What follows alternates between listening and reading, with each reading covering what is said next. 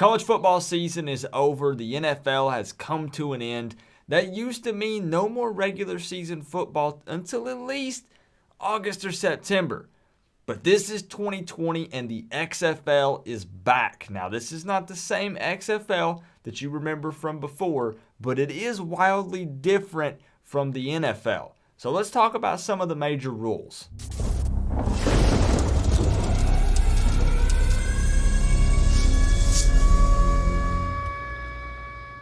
Now, before we dive into this video, make sure that you click the subscribe button down below because I will be doing some live hangouts for some of the XFL games. I don't know which ones yet or how many. We also might do some preview videos and some post-game stuff. We'll see. I'm treading lightly at the moment because we all saw what happened with the AAF stuff only lasting 1 year. But you do know that means that I'll have links for you guys if you need to watch the games. The first XFL game is happening February 8th at 2 p.m. Eastern Time on ABC. But with all that out of the way, let's talk about these rules. One of the XFL's mottos is less stall and more ball. And hey, I like the sound of that. So kicking it off, let's talk about the kickoff.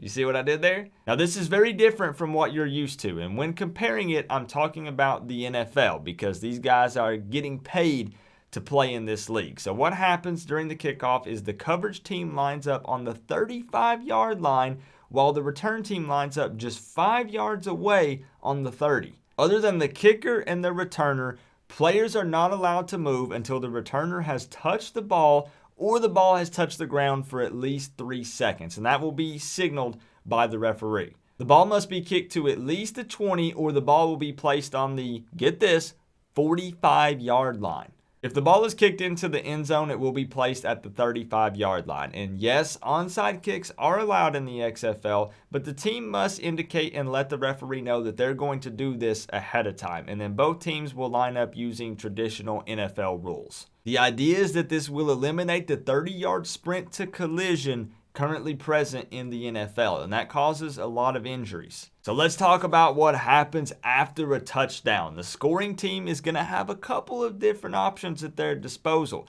They can run a play from the 2, 5, or 10-yard line worth 1, 2, and 3 points respectively. You have to run an offensive play. Absolutely no kicking is allowed. And what's really cool about this is if the defense creates a turnover and they run it back, they get the points that the offense was trying to score. Now, you've probably already put 2 and 2 together, but the idea behind this rule is to give teams the opportunity to overcome large deficits and score lots of points quickly. If you think about it, an 18-point deficit in the XFL is still a 2-possession game. Next up, let's talk about punting. For starters, the punting team cannot release past the line of scrimmage until the ball is actually kicked. Not when it's hiked. If the ball goes out of bounds inside the 35, the ball will be placed at the 35, which means no more pinning opponents deep by kicking the ball out of bounds so they don't have an opportunity to return it. If the ball is kicked into the end zone, it will also be placed at the 35. Fair catches are allowed but expected to be less common with the current rules. This should mean more punt returns and or teams going for it on 4th down. Now, I'm going to briefly touch on the double forward pass. And yes, you heard that correctly, the double forward pass. It's exactly what it sounds like. If a team completes a forward pass behind the line of scrimmage, they can throw a second forward pass. We think that we've seen some trick plays in the NFL. This is going to get crazy. Now, if the two teams are tied up at the end of the game, there will be an overtime. This is going to be much different than the NFL. Overtime in the XFL consists of 5 rounds alternating single-play possessions. Each possession starts at the opponent's 5-yard line and the offensive team has 1 play to score. Each successful overtime score is worth 2 points, but keep in mind that the defense cannot score in overtime. That one sounds kind of crazy, and it's going to be interesting to see how well it actually works because, again, 5 rounds alternating single-play possessions. So you're going to have the offense march out. They get 1 single opportunity to score from the 5-yard line. Then they're going to come out. The other team's offense is going to come out. They're going to have 1 single play from the 5-yard line to try to score. Then they're going to cut.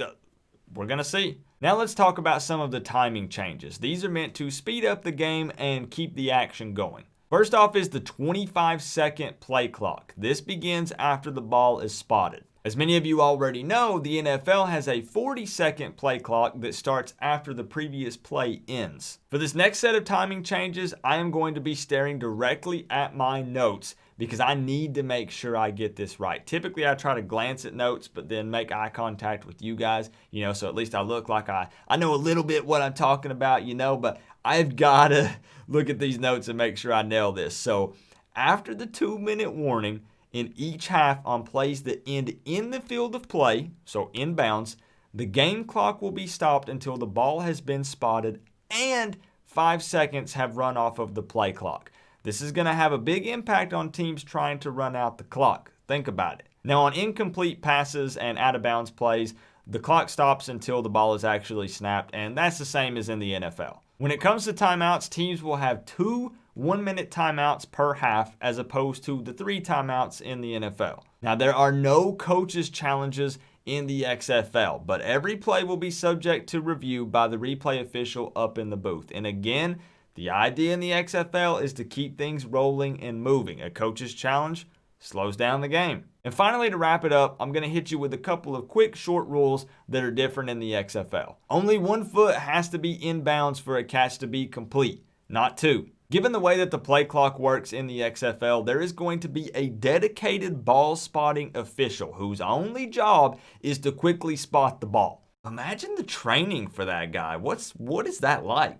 And lastly, a 10-minute halftime and then right back into the action. I'm not going to lie, I'm pretty excited to check it out. I mean, I'm always pumped to watch football when, usually there's not any football. And I'm really excited to see what the final scores are going to be like in the XFL because, again, it's less stall, more ball, right? So, and with these rules, the way that they're set up and with no kicking extra points, and it's going to be kind of crazy to check out. What I want to know from you is, are you going to watch any XFL games? Let me know down in the comment section below if you plan on checking it out. Don't think that this channel is going to become an XFL channel. Miami Hurricanes football is the primary content on Coach Coop and always will be. That will never change. You have my word on that. And we're getting into spring ball with Miami coming up soon. And of course, we're going to be talking about all of that. But I love football, and this is going to be kind of a cool thing, I think, to check out. But again, don't expect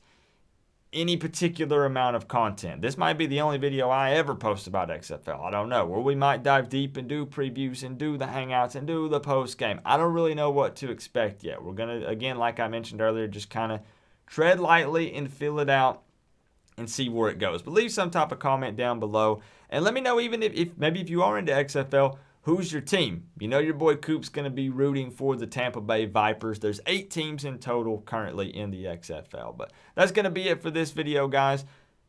How do I do an outro for this? Because it's not a Miami. It don't matter. We're all one big happy college football family. But at the end of the day, I got to say, it's always better when you get to rep the U. Coach Coop, peace out.